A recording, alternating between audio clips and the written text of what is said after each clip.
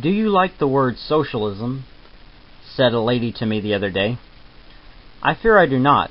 Somehow I shrink when I hear it. It is associated with so much that is bad. Ought we to keep it?"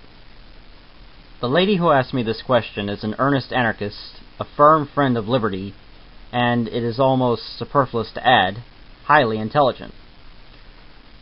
Her words voice the feeling of many, but after all, it is only a feeling, and will not stand the test of thought. "Yes," I answered, "it is a glorious word, much abused, violently distorted, stupidly misunderstood, but expressing better than any other the purpose of political and economic progress.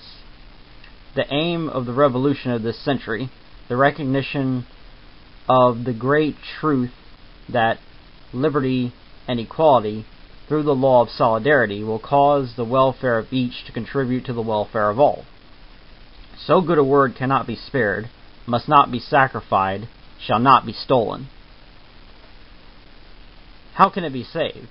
Only by lifting it out of the confusion which obscures it, so that all may see it clearly and definitely and what it fundamentally means. Some writers make socialism inclusive of all efforts to ameliorate social conditions. Proudhon is reputed to have said something of the kind. However that may be, the definition seems too broad. Etymologically, it is not unwarrantable, but derivatively, the word has a more technical and definite meaning.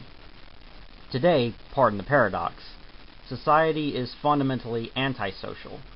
The whole so-called social fabric rests on privilege and power, and is distorted and strained in every direction by the inequalities that necessarily result therefrom.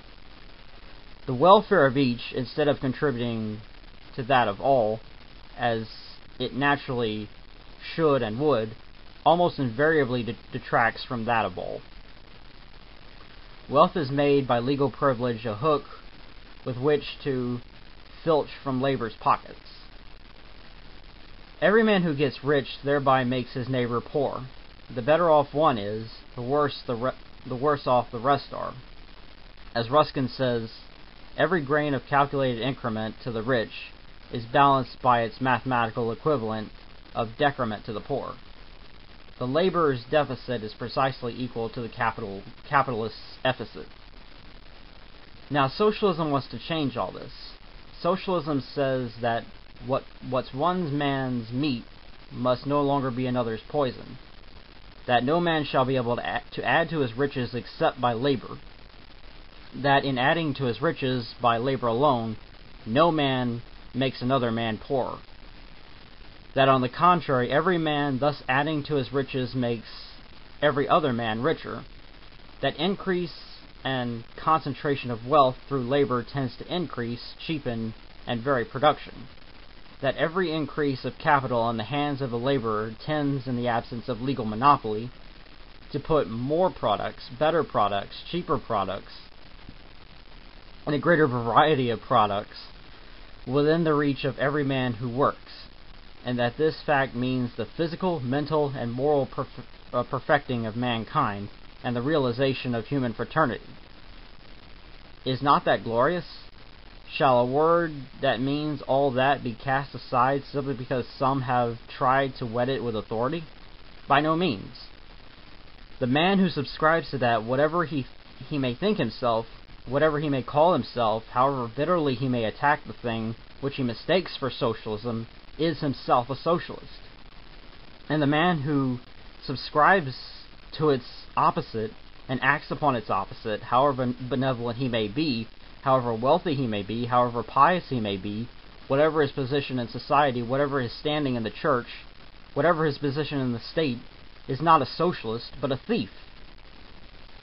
For there are at bottom but two classes, the socialists and the thieves.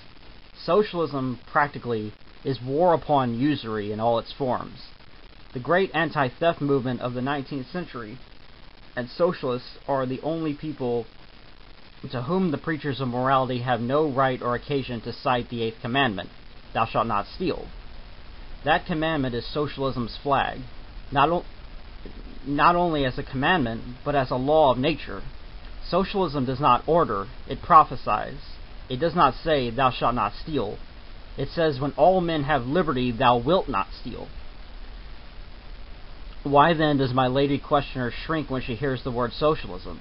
I will tell her, because a large number of people who see the evils of usury and are desirous of destroying them foolishly imagine they can do so by authority, and accordingly are trying to abolish privilege by centering all production and activity in the state, to the destruction of competition and its blessing, to the degradation of the individual, and to the putrefaction of society.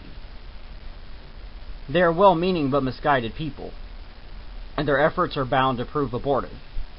Their influence is mischievous principally in this, that a large number of other people who have not yet seen the evils of usury, and do not know that liberty will destroy them, but nevertheless earnestly believe in liberty for liberty's sake, are led to mistake this effort and make the state the be-all and end-all of society for the whole of socialism, and the only socialism, and rightly horrified at it, to hold it up as such to be deserved scorn of mankind. To hold it up as such to be deserved scorn of mankind. But the very reasonable and just criticisms of the individualists of this stripe upon state socialism, when analyzed, are found to be directed not against socialism, but against the state. So far, liberty is with them.